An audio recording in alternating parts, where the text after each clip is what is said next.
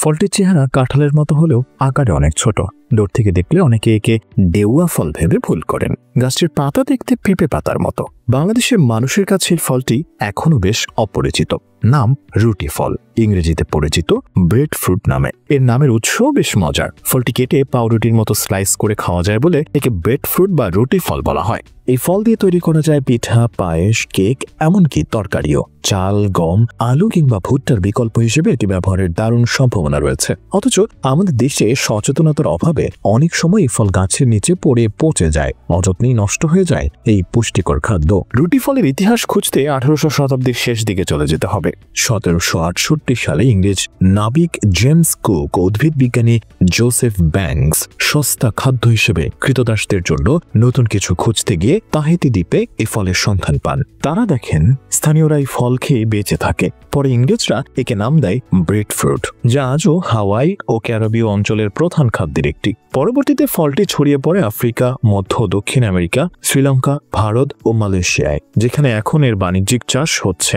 বাংলাদেশেও কিছু জায়গায় এই গাছের দেখা মেলে। ঢাকা বিশ্ববিদ্যালয়ের কার্জন হল, ফার্মগেটের খামার বাড়ি, কুমিল্লার বার্ড, ময়মনসিংহ কৃষি বিশ্ববিদ্যালয় এবং রংপুরের বেগম রোকেয়া বিশ্ববিদ্যালয় প্রভৃতি স্থানে রুটি ফল গাছ রয়েছে। ফলটির গঠন অনেকটা চাপালিশ কাঁঠালের মতো, গায়ের সুচালো আবরণ কাঁঠালের মতো এবং ছিঁড়লে সাদা কষ বের হয়। আবরণ সরিয়ে কাঁচা অবস্থায় পুড়িয়ে শুকিয়ে গুঁড়ো করে কিংবা রান্না করে খাওয়া যায়। প্রথম আলোর তথ্য অনুযায়ী রুটি ফলে সুষম খাদ্যের প্রায় সব উপাদানই রয়েছে, আর স্বাদ অনেকটা মিষ্টি আলুর মতো। আবার কেউ কেউ বলেন এটি আলু ও পাউরুটির মাঝামাঝি স্বাদের। বিশ্বের বিভিন্ন জায়গায় এই ফল দিয়ে ক্যান্ডি, চিপস ও আচারও তৈরি হয়। পাখি ধরার ফাঁদ বানাতেও গাছের আঠা ব্যবহৃত হয়। বাংলাদেশে সাধারণত আগস্ট থেকে সেপ্টেম্বর পর্যন্ত রুটি ফল সংগ্রহ করা হয়। বড় একটি গাছে বছরে প্রায় 500 ফল ধরে, যার মধ্যে 1.5 থেকে 200টি খাওয়ার উপযোগী হয়। ফল সাধারণত শাখার আগায় ধরে, আর একটি গাছ প্রায় 50 থেকে 70 ফুট পর্যন্ত লম্বা হয়।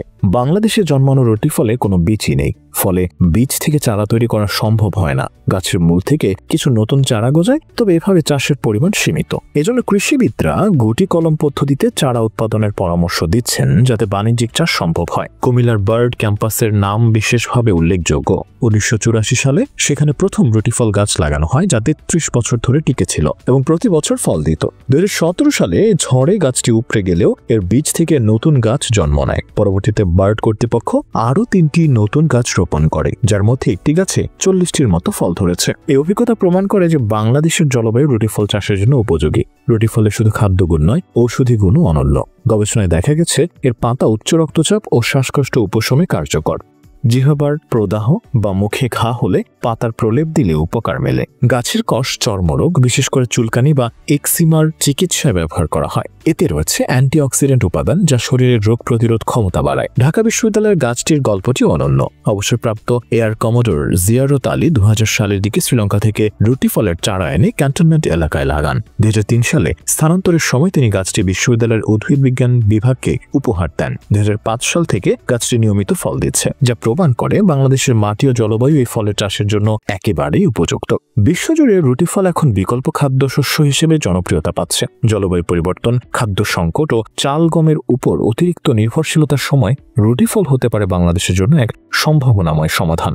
সামান্য যত্ন আর গবেষণার মাধ্যমে এটি দেশের খাদ্য নিরাপত্তা জোরদারে গুরুত্বপূর্ণ ভূমিকা রাখতে পারে। যদি সরকার ও কৃষি গবেষণা প্রতিষ্ঠানগুলো উদ্যোগ নেয়, তবে গম বা চাল আমদানির চাপ অনেকটা কমিয়ে দিতে পারে এই ফল। একসময় যেমন কাঁঠালকে বাংলাদেশের জাতীয় ফল হিসেবে গৌরবের সঙ্গে স্বীকৃতি দেওয়া হয়েছিল, তেমনি ভবিষ্যতে রুটি ফল হতে পারে টেকসই খাদ্য ব্যবস্থার প্রতীক। এখন প্রয়োজন শুধু সচেতনতা, পরিচর্যা ও বাণিজ্যিক উদ্যোগ, যাতে এই রুটি ফল আর অচেনা না থেকে একদিন আমাদের নিত্যদিনের পাতে জায়গা করে নেয়।